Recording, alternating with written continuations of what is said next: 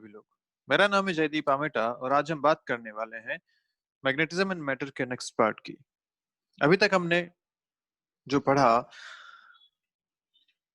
किसी मटेरियल की वजह से या किसी मैग्नेट की वजह से मैग्नेटिक फील्ड कितना होता है, डाइपोल क्या होता है, मैग्नेटिक मोमेंट्स क्या होते हैं। उसके बाद हम जब मटेरियल की तरफ चले तो हमने बात करी कि मैग्नेटाइजिंग फील्ड क्या होता है, इंटेंसिटी ऑफ मैग्नेटाइजेशन क्या होता है, ससेप्टिबिलिटी क्या होता है। ये सारी बातें हमने लास्ट वीडियो तक करी थी।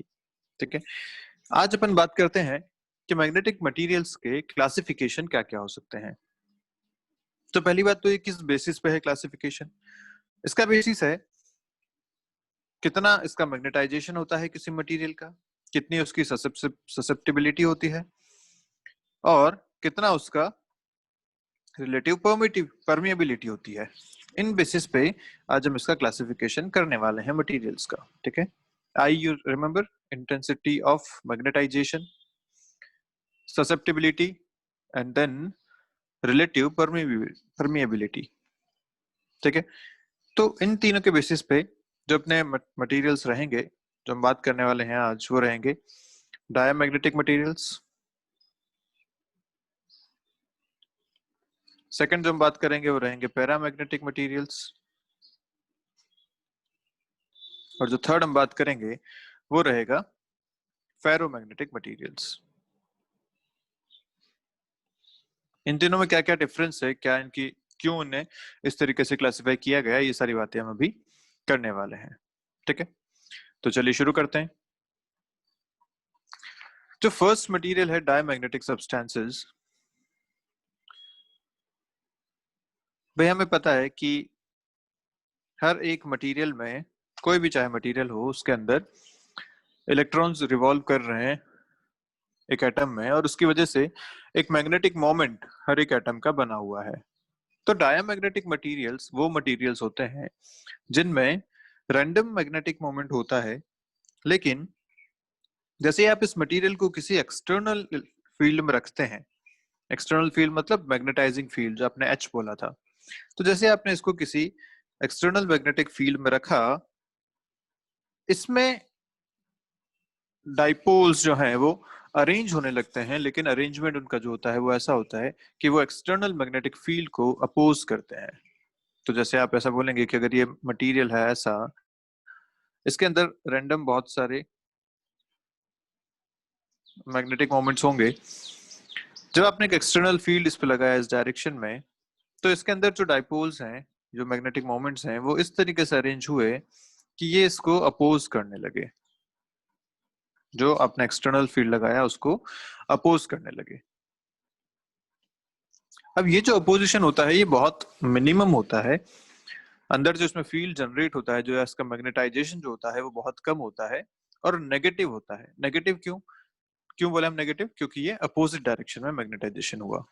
तो अगर ये आपने बी नॉट या जिसको आपने एच भी बोला था, या अगर आपने फील्ड लगाया है तो अंदर जो फील्ड जनरेट हुआ वो अपोजिट डायरेक्शन में जनरेट हुआ। या आप ऐसा कह सकते हैं कि अगर एक परमानेंट मैग्नेट बड़ी बड़ी आपने लगा रखी है जिनकी वजह से फील्ड जनरेट हो रहा है, और यहाँ पे आपने एक मटेरियल रखा हुआ है और ये मटेरियल अगर डायमैग्नेटिक है, तो इसमें जो फील्ड बनेगा वो इस तरीके से बनेगा, फील्ड अंदर होगा ऐसा, जबकि बाहर फील्ड कैसा है, ऐसा। क्लियर है बात? ऐसा मटेरियल को बोला जाएगा डायमैग्नेटिक मटेरियल। तो the substance which when placed in a magnetic field get feebly magnetized। feebly magnetized मतलब बहुत कम इसमें मैग्नेटाइजेशन हुआ।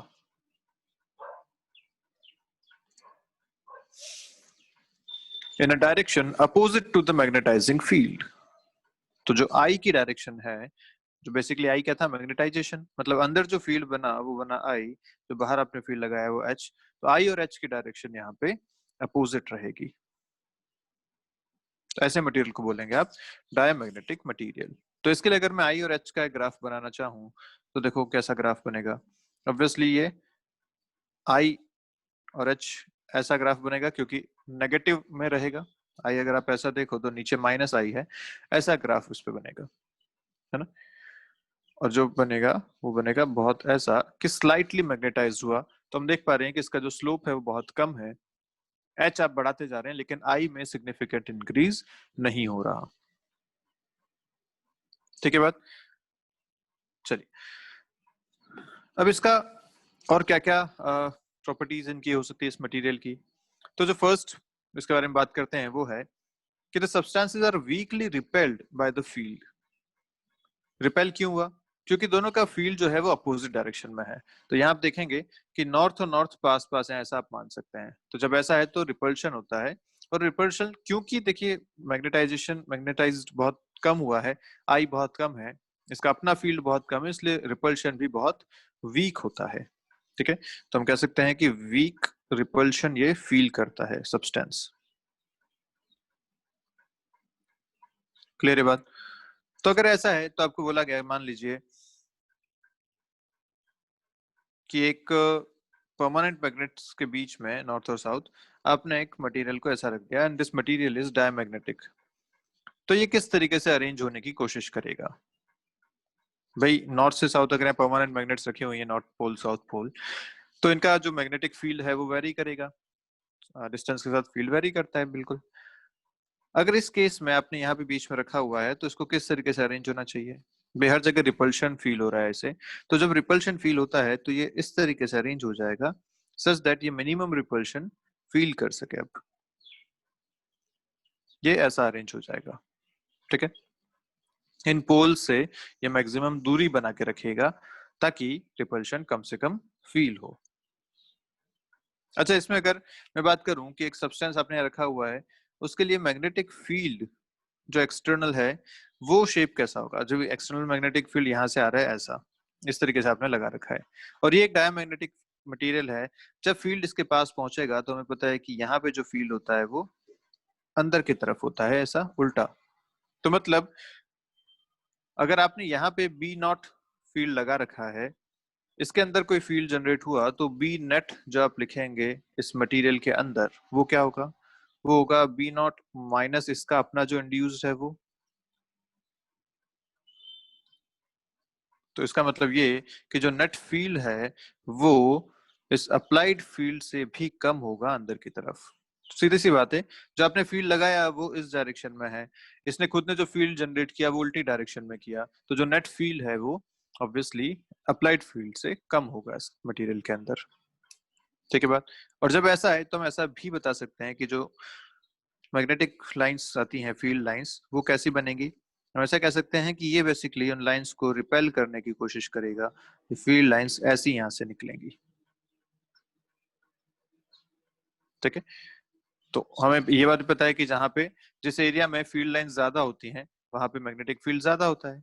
तो सोचो कि यहाँ पे फील्ड ज्यादा है जबकि यहाँ पे फील्ड कम हो चुका है। अगर वही सेम एरिया में यहाँ कंसिडर करूं तो उसमें से कम लाइंस पास होंगी क्योंकि अब यहाँ पे रिपल्शन है।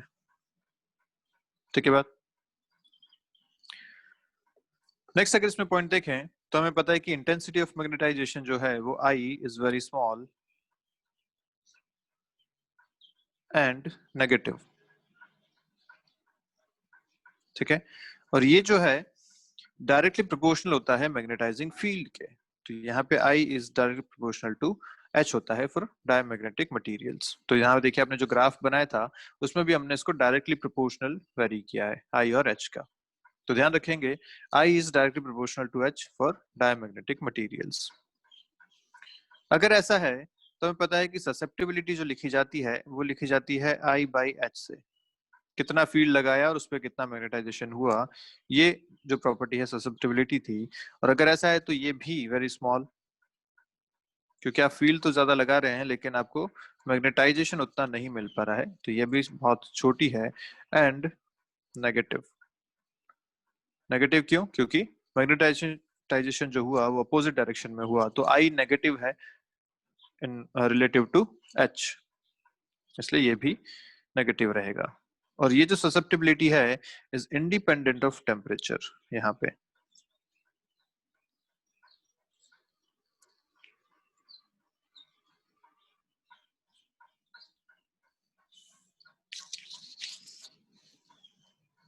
अगर रिलेटिव परमिटिविटी की बात करें म्यू आर, तो म्यू आर को आपने लिखा था 1 प्लस ससेप्टिबिलिटी। Remember this. अगर 1 प्लस ससेप्टिबिलिटी है तो भाई ससेप्टिबिलिटी छोटी है तो म्यू आर भी स्मॉल ही होगा। ससेप्टिबिलिटी नेगेटिव है तो 1 माइनस नेगेटिव करें और देखो ससेप्टिबिलिटी इज लेस देन 1, वो भी हमें दिख रहा है। This susceptibility is less than 1 क्योंकि आई बहुत छोटा है। अगर ससेप्टिबिलिटी नेगेटिव है और लेस देन 1 है तो म्यू आर जो आएगा वो आएगा तो पॉजिटिव, लेकिन mu R is also less than 1 क्योंकि आप 1 में से कोई चीज माइनस कर रहे हैं। यहाँ पे susceptibility is negative, 1 minus something, इसलिए mu R is less than 1। और इसका मतलब ये भी हुआ कि म्यू आर जब लेस देन 1 है तो आप ऐसा कह सकते हैं कि जो फील्ड हमें मिला वो अप्लाइड फील्ड से भी कम मिलेगा। तो यहां से भी वही बात हमें फिर से मिलती है। ठीक है, इस तरीके से आप इसको पूरा पढ़ सकते हैं। चलिए नेक्स्ट देखते हैं। अच्छा, डायमैग्नेटिज्म जो होता है वो जनरली हर मटेरियल में प्रेजेंट होता है। डायमैग्नेटिज्म मतलब जब आपने एक्सटर्नल फील्ड लगाया तो उसके अंदर जो मैग्नेटिक मोमेंट्स थे वो उसके अपोजिट डायरेक्शन में अलाइन हो गए। ये फिनोमिना जनरली हर एक मटेरियल में मिलता है, लेकिन ये हर मटेरियल में दिखता नहीं है। क्यों? क्योंकि बाकी के जो दो फैक्टर्स हैं, जो पैरामैग्नेटिज्म और फेरोमैग्नेटिज्म है, अगर वो डोमिनेट कर जाते हैं तो डायमैग्नेटिज्म शो नहीं करता मटेरियल। इसलिए हम ऐसा कहते हैं कि ये है तो सब में, पर ये बहुत वीक है, इसीलिए ये हर एक में शो नहीं होता, कहीं कहीं ये शो हो पाता है। और वो कहाँ शो हो पाता है ये, तो उसके कुछ एग्जांपल्स हैं।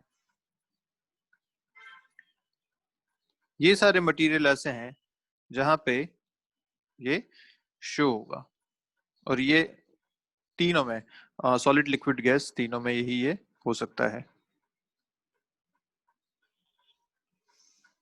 ऑल इनर्ट गैसेस, तो ये ध्यान रखेंगे, वाटर हो गया, ऑल इनर्ट गैसेस हो गया, हाइड्रोजन हो गया, ये जो है सारी चीजें ये डायमैग्नेटिक होती हैं। ठीक है, ओके।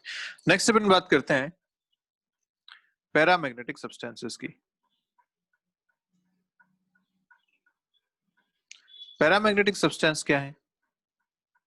डायमैग्नेटिज्म के अपोजिट, भाई जिनमें फील्ड की डायरेक्शन में ही अलाइनमेंट हो जाए वो क्या कहेंगे? Paramagnetic substances. ठीक है, तो आपने अगर यहाँ पे एक्सटर्नल फील्ड लगाया इस डायरेक्शन में और उसके बीच में एक मटेरियल अगर रख लिया तो इस मटेरियल के अंदर जो फील्ड जनरेट होगा वो भी इसी डायरेक्शन में होगा, जो मैग्नेटाइजेशन इसका होगा वो भी सेम डायरेक्शन में होगा। तो ऐसे मटेरियल को क्या बोलते हैं?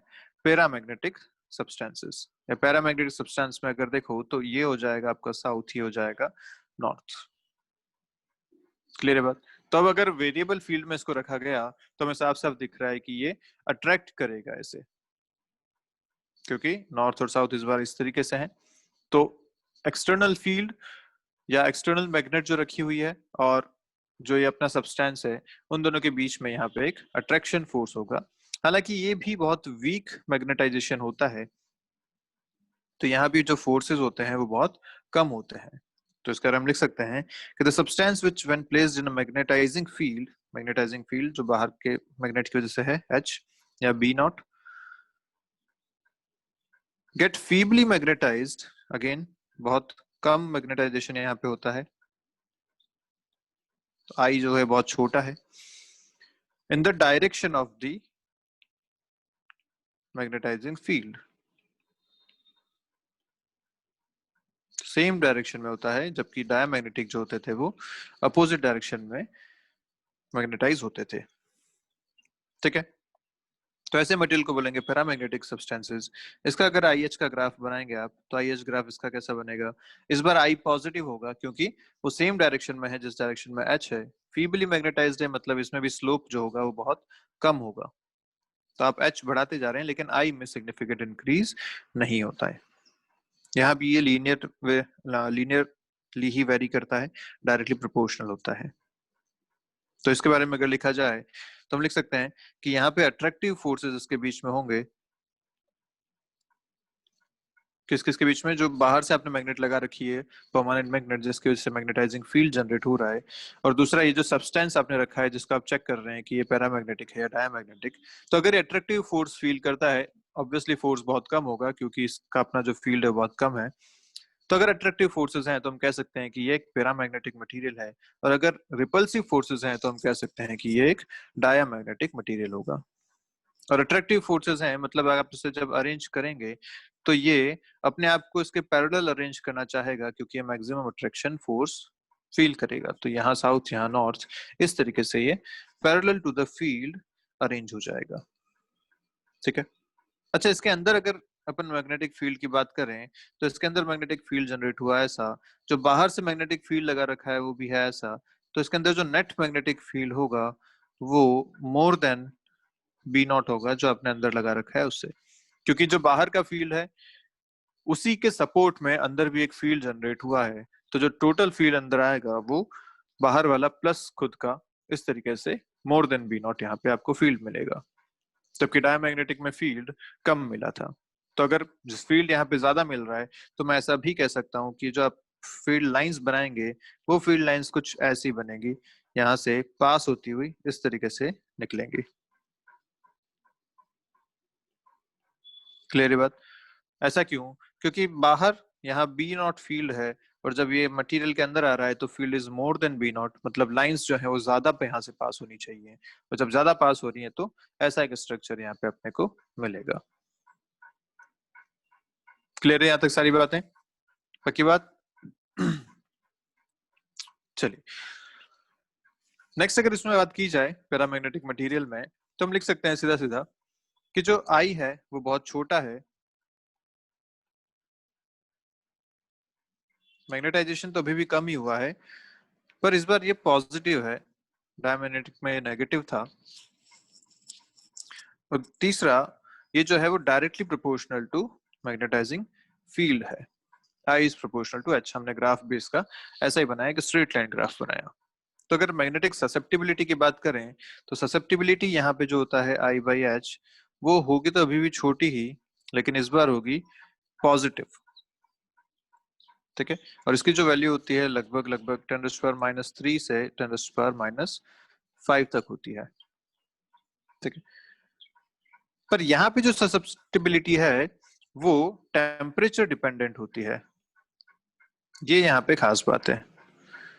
डायमैग्नेटिक मटेरियल्स में susceptibility was not dependent on temperature, but यहाँ पे ये टेम्परेचर डिपेंडेंट है, और इस जो वैरी करती है वो करती है इस तरीके से, is inversely proportional to 1/T, या इनवर्सली प्रोपोर्शनल टू टेम्परेचर।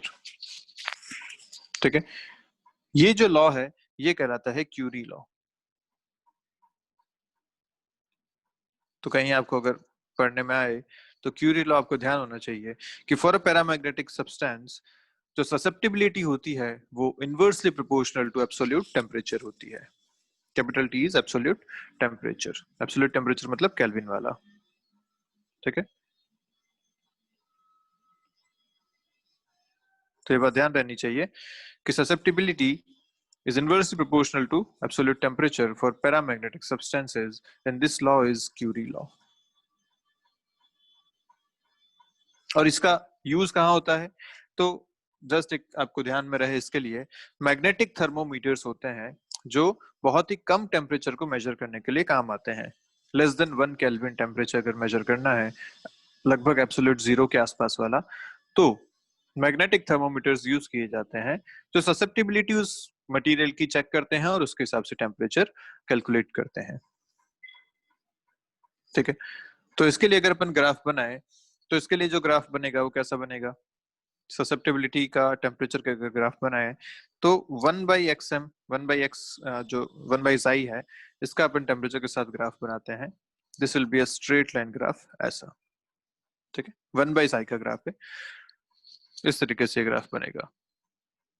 अगर इसके लिए रिलेटिव परमिटिविटी की बात करें, सॉरी रिलेटिव परमिएबिलिटी की बात करें,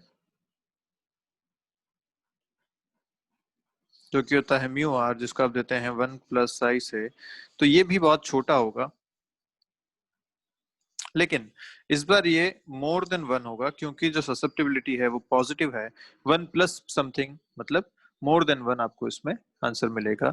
और अगर ये मोर देन 1 है तो हम कह सकते हैं कि जो बी नेट अंदर आ रहा है वो भी मोर देन बी नॉट होगा। और ये बात हम यहाँ बता भी चुके हैं कि दिस इज जो अंदर नेट मैग्नेटिक फील्ड आया इसमें वो अप्लाइड या मैग्नेटाइजिंग फील्ड से ज्यादा मिलेगा आपको। ठीक है, नेक्स्ट अगर इसमें बात करें तो आता है paramagnetism arises due to partial alignment of randomly oriented atomic dipoles.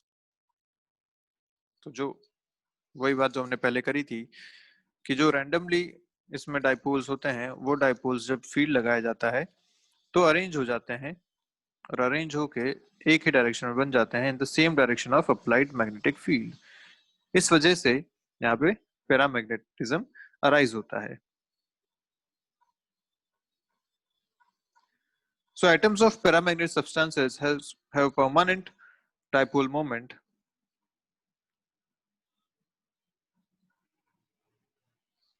Temperature अगर इसका इंक्रीज किया जाए तो क्या होगा? सोचो अगर आपने अलाइन तो कर दिया लेकिन इसका टेम्परेचर आप इंक्रीज कर रहे हैं, तो जैसे टेम्परेचर इंक्रीज करोगे इनके एटम्स में रैंडमनेस आएगी, इनके स्पिन में रैंडमनेस आएगी और ये मैग्नेटिज्म जो यहाँ आपको मिला है वो फिर से खत्म हो जाएगा। तो temperature adversely effects the rise the paramagnetism. जैसे आप टेम्परेचर बढ़ाएंगे रैंडमनेस बढ़ेगी और रैंडमनेस की वजह से यहाँ पे जो डाइपोल का अलाइनमेंट है वो बिगड़ जाएगा और उसकी वजह से जो आपको मैग्नेटाइजेशन मिला था वो भी खत्म हो जाएगा। ठीक है बात? ऐसे मटेरियल्स कौन कौन से होते हैं जो पैरामैग्नेटिज्म शो करते हैं? तो वो ये मटेरियल्स हैं, sodium, magnesium, manganese, aluminium, krypton, ऐसे बहुत सारे मटेरियल्स जो हैं ये सारे के सारे आपका पैरामैग्नेटिज्म शो करते हैं।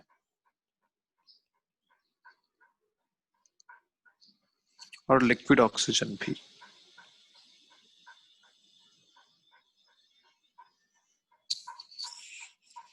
ठीक है,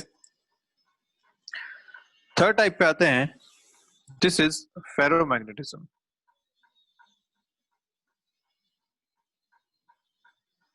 तो जब आप बात करते हैं ना जनरली मैग्नेटिक मटेरियल्स की, जो हम अभी तक पढ़ते आ रहे थे कि मैग्नेटिक मटेरियल है उसको मैग्नेटाइज करना है, तो जनरली जब मैग्नेटिक मटेरियल की बात करते हैं तो हम रेफर करते हैं फेरोमैग्नेटिक मटेरियल्स को, क्योंकि यही वो मटेरियल्स हैं जिससे अपन स्ट्रॉन्ग मैग्नेट्स बना पाते हैं। और ऐसा क्यों क्यों हम इससे स्ट्रॉन्ग मैग्नेट बना पाते हैं? तो ऐसा इसलिए क्योंकि इसका जो स्ट्रक्चर होता है उसमें, भाई हमने बात करी कि हर एक मटेरियल में रैंडम स्पिन्स होते हैं, किसी डायरेक्शन में कुछ है किसी डायरेक्शन में कुछ है, लेकिन फेरोमैग्नेटिक मटेरियल्स में एक स्पेशल बात ये होती है कि यहाँ भी डाइपोल्स तो रैंडम होते हैं ऑलरेडी, लेकिन वो ऐसे ग्रुप्स में होते हैं। जैसे आप मटेरियल को अगर छोटे छोटे पार्ट्स में डिवाइड कर दो इस तरीके से, तो यहाँ पे अगर सारे मोमेंट्स इस तरीके से हैं तो यहाँ इस तरीके से हैं, यहाँ इस तरीके से हैं, इधर कुछ ऐसा हो सकता है, यहाँ कुछ ऐसा हो सकता है। तो पूरे मटेरियल में बहुत सारे मैग्नेटिक मोमेंट्स हैं और वो सारे ही अरेंज्ड हैं रैंडम डायरेक्शन में ही, लेकिन वो इस तरीके से ग्रुप्स में है कि एक वॉल्यूम में आपको सारे के सारे एक ही डायरेक्शन में मिल जाएंगे। तो ये यहाँ की खास बात होती है फेरोमैग्नेटिज्म की। ठीक है, तो आगे बात करते हैं इसके बारे में। तो फेरोमैग्नेटिक सब्सटेंस क्या लिखा जाएगा? The substances which when placed in a magnetic field get strongly magnetised,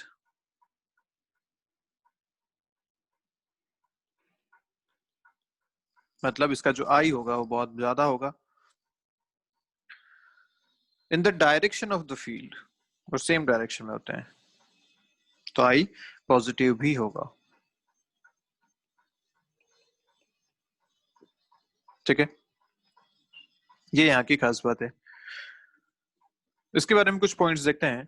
the substances are strongly attracted by the field, so in a non uniform electric field these stick to the poles. यहाँ पे जब आप इसको एक इसके बीच में रखा है तो इनके बीच में जो जनरेशन आएगा, मैग्नेटिक फील्ड जो इसमें जनरेट होगा वो बहुत स्ट्रांग होगा, और ये इतना स्ट्रांग होता है कि ये जाके किसी पोल पे चिपक जाएगा, जिस तरफ मैग्नेटिक फील्ड ज्यादा होगा उस तरफ जाके ये पोल पे चिपक जाएगा।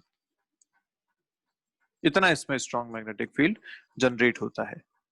ठीक है, तो तीन चीजें हमने पढ़ी थी, paramagnetic diamagnetic, paramagnetic and ferromagnetic. Dia में रिपल्शन फोर्स होता था बहुत वीक होता था, इसलिए वो फील्ड के परपेंडिकुलर अलाइन हो जाता था। पैरामैग्नेटिक में अट्रैक्टिव फोर्स होता था पर वो भी बहुत कम होता था, इसलिए उसका align parallel to the field होता था। जबकि फेरोमैग्नेटिज्म में बहुत स्ट्रॉन्ग फील्ड यहाँ पे जनरेट होता है और इसकी वजह से अट्रैक्टिव फोर्सेस जो लगते हैं वो इतने ज्यादा होते हैं कि ये जाके पूरा मैग्नेट पे ही चिपक जाता है, उस पोल पे ही जाके चिपक जाता है मटेरियल। ठीक है, तो एक बात तो ये हो गई। दूसरी बात ये कि जो आई है वो बहुत ज्यादा है, I is very high and positive. ठीक है, and varies non linearly with magnetizing field. तो यहाँ पे जो आई है इज वेरिंग नॉन लीनियरली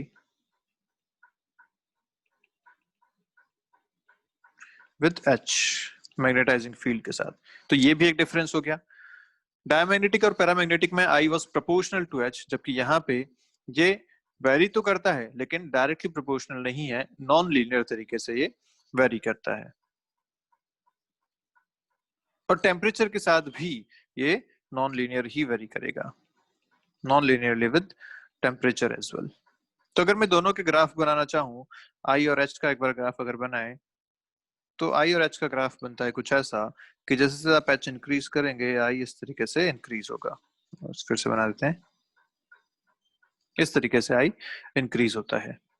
ठीक है, और ऐसा नहीं कि वो इंक्रीज होता ही रहेगा, इसकी एक सेचुरेशन वैल्यू आ जाती है, जैसे आई एस भी कहते हैं। उसके बाद वो इंक्रीज नहीं होता, कांस्टेंट ही रहता है। एच आप चाहे जितना बढ़ा लो, ये इसी डायरेक्शन में कांस्टेंट हो जाता है, इसी वैल्यू पे कांस्टेंट हो जाता है। इसे कहते हैं सेचुरेशन मैग्नेटाइजेशन, आई एस जिसे अपन लिखते हैं। ठीक है, टेम्परेचर के साथ हमें पता है कि टेम्परेचर जो है वो रैंडमनेस जनरेट करता है, तो टेम्परेचर के साथ मैग्नेटाइजेशन हमेशा कम होता है। तो अगर आप टेम्परेचर के साथ इसे बनाना चाहेंगे तो ऑब्वियसली ये कम होगा। टेम्परेचर जितना कम मैग्नेटाइजेशन जितना ज्यादा, टेम्परेचर जितना इंक्रीज होगा मैग्नेटाइजेशन लगातार कम होता रहेगा। और इस टेम्परेचर को बोलते हैं क्यूरी टेम्परेचर, जो थीटा सी से मैंने यहाँ आपको बता रखा है। अभी क्यूरी टेम्परेचर क्या है तो ये बताता हूं मैं आपको कि ससेप्टिबिलिटी इसकी जो होती है वो बहुत ज्यादा होती है, क्योंकि आई बहुत ज्यादा है। ये होती है लगभग 10⁻³ से 10⁻⁵ की रेंज में, जबकि पैरा में कितनी थी, 10⁻³ से 10⁻⁵ की रेंज में, वो इतनी कम थी, ये इतनी ज्यादा है। ठीक है, और ये जो ससेप्टिबिलिटी है ये varies with temperature according to the relation 1/T-θc। ये इसका रिलेशन होता है। अब यहाँ टी क्या है, टी तो एब्सोल्यूट टेम्परेचर है जिसके साथ ये वेरी कर रहा है। Theta C is Curie temperature, और ये क्यूरी जो टेम्परेचर है ये हर मटेरियल के लिए अलग अलग होता है, डिपेंड करता है नेचर ऑफ मटेरियल पे। जैसे आयरन के लिए अगर बात करो तो आयरन के लिए जो क्यूरी टेम्परेचर है वो होता है 1043 केल्विन। ऐसे डिफरेंट मटेरियल्स के डिफरेंट डिफरेंट हो सकता है। तो जो ससेप्टिबिलिटी है वो यहाँ पे इस तरीके से वेरी करती है, और इस लॉ को जो कहते हैं, ये लॉ है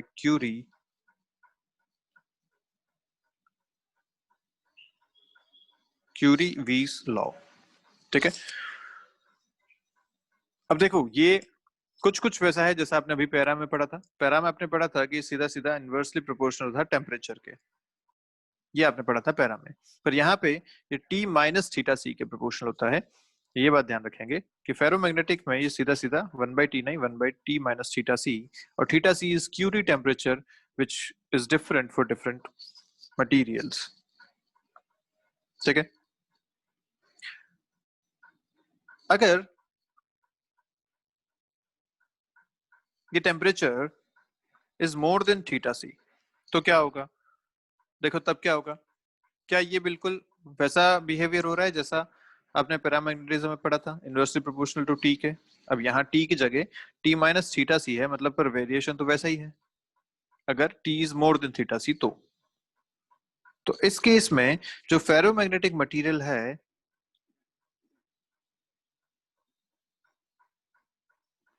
फेरोमैग्नेटिक जो मटेरियल है वो भी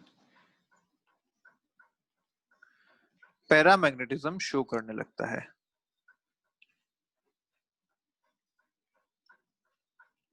पैरामैग्नेटिज्म मतलब जो ये ससेप्टिबिलिटी है is inversely proportional to temperature, इस कैटेगरी में वो भी आ जाता है।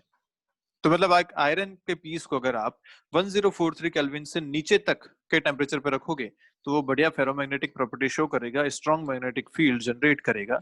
लेकिन इस टेम्परेचर से ऊपर जाते ही वो भी पैरामैग्नेटिज्म की कैटेगरी में आ जाएगा। उसकी वजह से जो मैग्नेटाइजेशन हो रहा है वो बहुत कम हो जाएगा। क्लियर है बात? चलिए, तो यहां तक अपनी सारी बातें हुई रिलेटेड टू फेरोमैग्नेटिज्म। और इसके बारे में एक दो बातें और हैं, जैसे रिलेटिव परमिटिविटी अगर देखा जाए म्यू आर, तो म्यू आर होता है 1+साई। तो क्योंकि ये जो साई है ससेप्टिबिलिटी है ये बहुत ज्यादा है, तो म्यू आर भी बहुत ज्यादा होता है। इसकी वैल्यू भी लगभग 10⁻³ से 10⁻5 के बीच में चलती है। और ये जो है ये भी नॉन लिनियरली वेरी करता है विद मैग्नेटाइजिंग फील्ड। तो इसका मतलब ये भी हो गया कि जो आपने नेट मैग्नेटिक फील्ड आपको इस मटेरियल के अंदर मिलेगा वो बहुत ज्यादा होता है इस अप्लाइड फील्ड से, क्योंकि ये खुद के अंदर से जो फील्ड जनरेट करता है वो बहुत ज्यादा होता है। तो नेट मैग्नेटिक फील्ड उस अप्लाइड मैग्नेटिक फील्ड से या मैग्नेटाइजिंग फील्ड से बहुत ज्यादा होता है। ठीक है। अच्छा,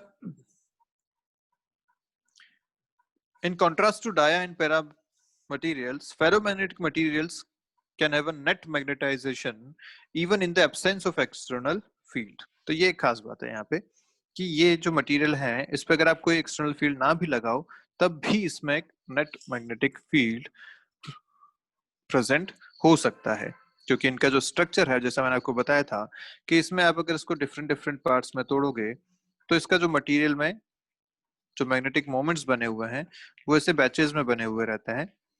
तो इन बैचेस की वजह से हो सकता है इसका नेट मैग्नेटिक फील्ड जीरो ना हो, नेट मैग्नेटिक मोमेंट जीरो ना हो।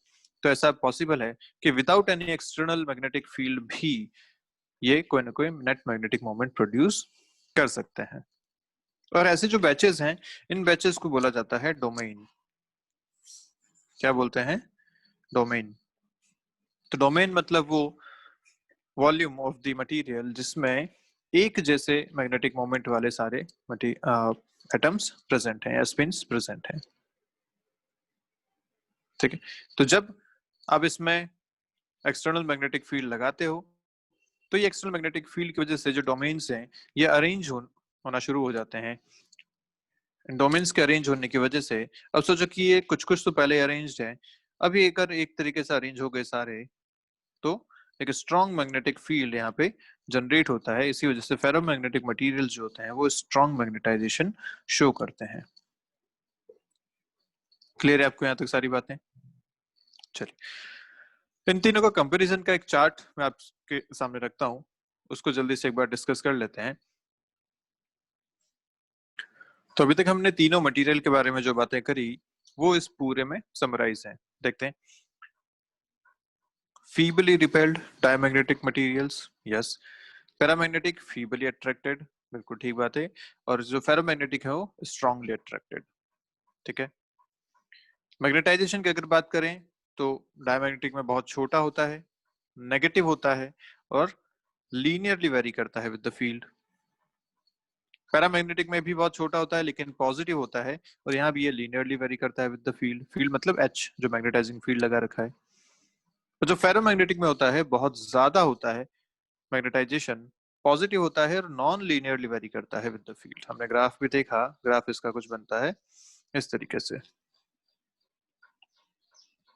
ऐसा कुछ ग्राफ हमने बताया था। ठीक है।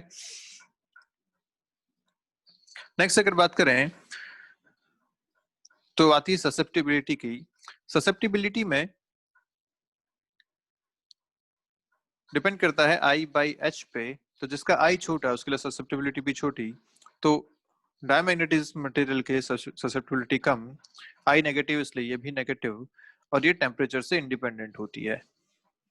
जबकि अगर पैरामैग्नेटिक में चलें तो यहाँ भी ये है तो छोटी लेकिन पॉजिटिव है तो खास बात यह है कि ये varies inversely with the temperature 1/T, जिसे आपने क्यूरी लॉ बोला था। ठीक है, तो क्यूरी लॉ के हिसाब से susceptibility is inversely proportional to absolute temperature for paramagnetic materials. अगर फेरोमैग्नेटिक में चलें तो ये ससेप्टिबिलिटी बहुत ज्यादा होती है, पॉजिटिव होती है और टेम्परेचर डिपेंडेंट होती है। फॉर्मूला भी हमने देखा था 1/T minus theta C. Theta C is Curie temperature जिस पे ये वेरी कर रही थी। अगर रिलेटिव परमिएबिलिटी की बात करें तो जहां ससेप्टिबिलिटी कम, रिलेटिव परमिएबिलिटी भी कम, और क्योंकि ससेप्टिबिलिटी नेगेटिव है तो यहाँ relative permeability is less then mu naught, less than unity. और ऐसे ही अगर ससेप्टिबिलिटी मोर देन 1 थी या ससेप्टिबिलिटी पॉजिटिव थी तो mu R is more than unity, तो आप ऐसा बोल सकते हैं कि जो म्यू है वो मोर देन म्यू नॉट होगा। और जो थर्ड केस था फेरोमैग्नेटिज्म, इसमें तो ससेप्टिबिलिटी बहुत ज्यादा है तो म्यू आर भी यहाँ पे बहुत ज्यादा है। और इसी से हम सीधा रिलेट कर सकते हैं कि अगर mu is less then mu naught तो जो मैग्नेटिक फील्ड अंदर प्रोड्यूस हो रहा है वो एक्सटर्नल मैग्नेटिक फील्ड से कम होता है, जो लाइंस हैं वो एक्सपेल्ड होती हैं, रिपल्शन वहां फील होता है। फॉर डायमैग्नेटिक, पैरामैग्नेटिक में लाइंस जो है वो अंदर की तरफ खींची चली आती है, जो फील्ड होता है वो ज्यादा होता है। यहाँ पे इसको करेक्ट कर लेते हैं, B is more than B nought. ठीक है, और थर्ड केस में क्योंकि ये बहुत ज्यादा है तो जो फील्ड प्रोड्यूस होता है वो एक्सटर्नल फील्ड से बहुत ही ज्यादा होता है।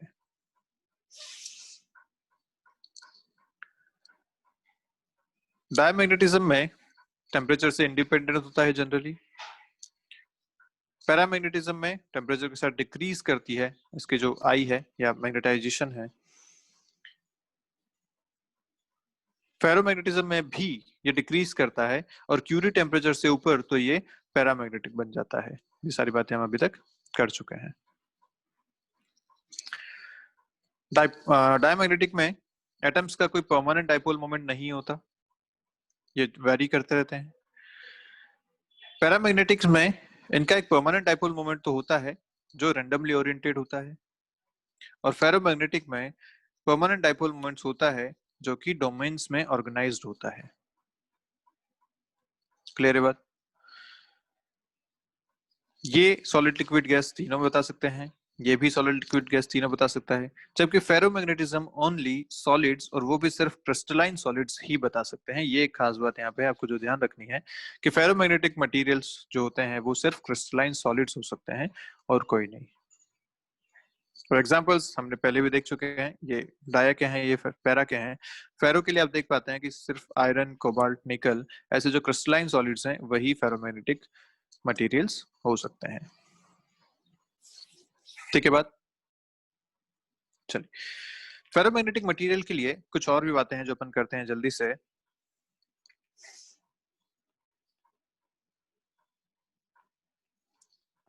फेरोमैग्नेटिक मटेरियल्स के बारे में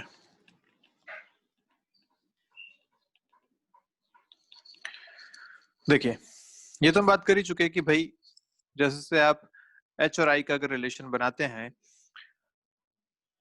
तो वेरिएशन नॉन लीनियर था, और वेरिएशन कुछ ऐसा था कि जो नेट मैग्नेटिक फील्ड अगर हम बनाए तो नेट मैग्नेटिक फील्ड भी कुछ ऐसा यहाँ पे बनता था। ठीक है, ये नेट मैग्नेटिक फील्ड है जिसे आप बी से रिप्रेजेंट करते हैं। This is the net magnetic field जिसमें आई और एच दोनों इंक्लूड होते हैं। एच के साथ ही कुछ ऐसा वेरी करता है। ठीक है बात? इस तरीके से इंक्रीज हुआ। इस लूप को या इस कर्व को कहते हैं हिस्टेरिसिस लूप। ओके, अब हमने इसमें क्या किया, नाम दे देते हैं। चलिए, नाम देने से क्या समझना आसान रहेगा। ओ ए बी ऐसा हमने इसको नाम दे दिया इस पॉइंट को। ठीक है, तो जो एच आपने जब बढ़ाया, जब आपने मैग्नेटाइजिंग फील्ड बढ़ाया तो नेट मैग्नेटिक फील्ड भी उसमें इंक्रीज हुआ along the path O A B. ठीक है भैया, अब जो आपने क्या किया कि एच को फिर से कम किया, जीरो कर दिया। आपने मैग्नेटाइजिंग फील्ड को फिर से जीरो कर दिया, तो जो नेट मैग्नेटिक फील्ड अंदर है वो भी जीरो हो जाना चाहिए था, लेकिन ऐसा हुआ नहीं।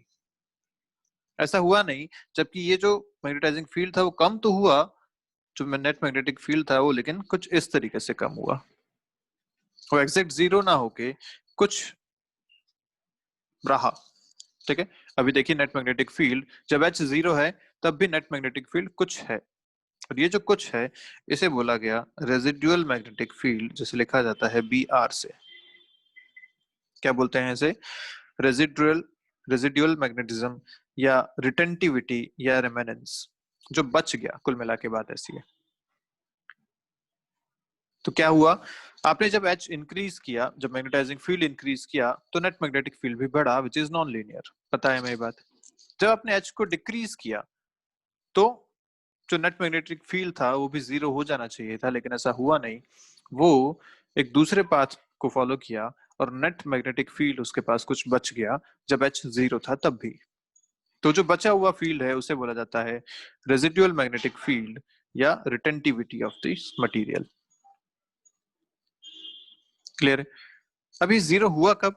जब आपने H को अपोजिट डायरेक्शन में इंक्रीज किया। मतलब जब पहले मान लो आपने left to right magnetising field लगा रखा था, अब आपने राइट टू लेफ्ट जब मैग्नेटाइजिंग फील्ड लगाया और उसे इंक्रीज किया, तो फाइनली ये जाके कुछ जीरो हुआ यहाँ पे। अब इसमें नेट मैग्नेटिक फील्ड जीरो हुआ, जबकि अभी H की कुछ वैल्यू है। H अभी कुछ वैल्यू लेके बैठा हुआ है, और इस वैल्यू को यहाँ बोलते हैं कोअर्सिविटी। क्या बोलते हैं? कोअर्सिविटी। तो ये जो Hc है, this is coercivity of the material. जो Br था वो Br था रेजिडुअल मैग्नेटिक फील्ड। अब ये कोअर्सिविटी मतलब क्या?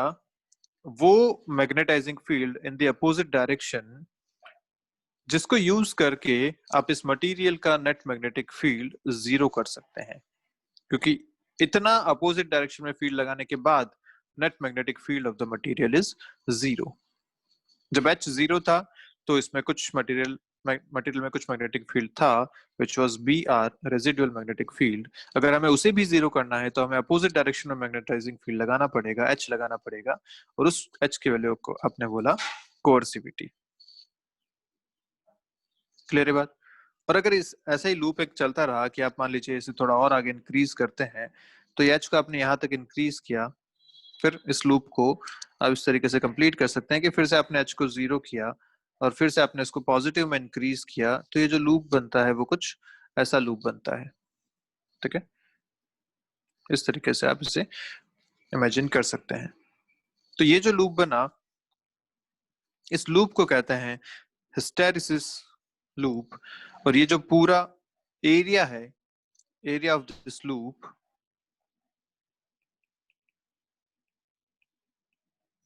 will give you energy loss in this process।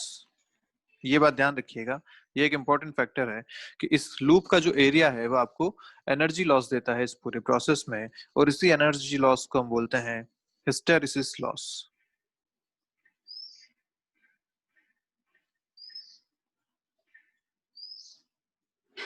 ठीक है बात?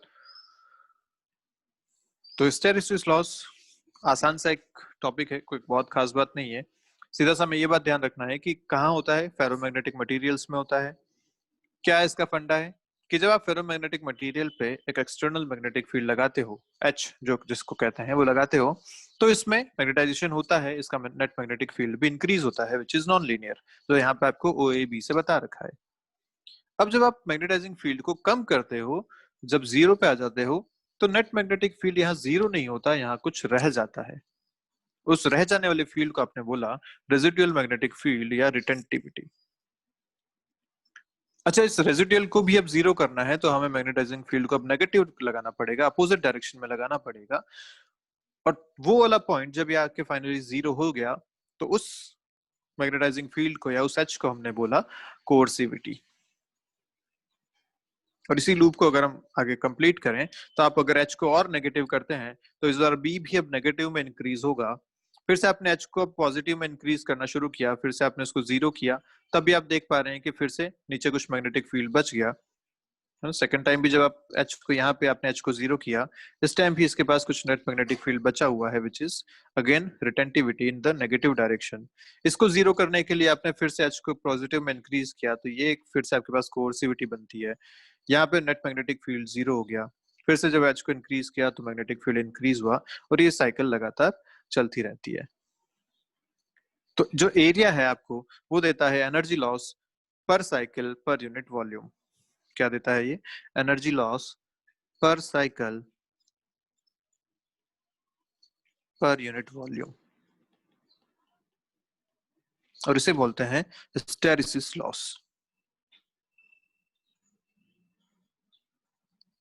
ये किस पे डिपेंड करता है?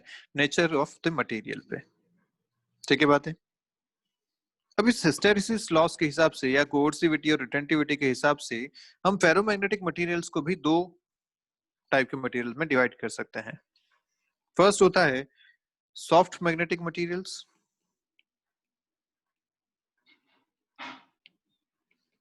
डिवीजन किसका है ये?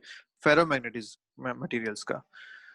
तो ऐसे मटेरियल वो जिसमें कोर्सिविटी रिटेंटिविटी या जो हिस्टैरिसीस लॉस है वो कम हो, ऐसे मटेरियल को बोलते हैं सॉफ्ट मैग्नेटिक मटेरियल। तो इसका जो ग्राफ बनता है वो एक्सिस के बहुत पास चलता हुआ ऐसा बनता है, इस तरीके का उसका ग्राफ रहता है। तो इसका जो एरिया होगा वो बहुत कम होगा, ऐसे मटेरियल को आपने बोला सॉफ्ट मैग्नेटिक मटेरियल। ठीक है। इसमें जो रिटेंटिविटी है वो कम है, इसमें जो कोर्सिविटी है वो कम है, और इसमें जो हिस्टैरिसीस लॉस है वो भी कम है। तो ऐसे मटेरियल का जो यूज होता है वो होता है फॉर मेकिंग इलेक्ट्रोमैग्नेट्स,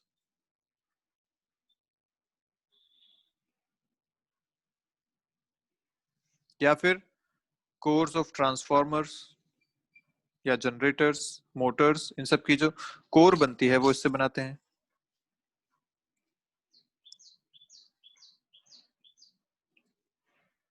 ठीक है, जनरेटर्स।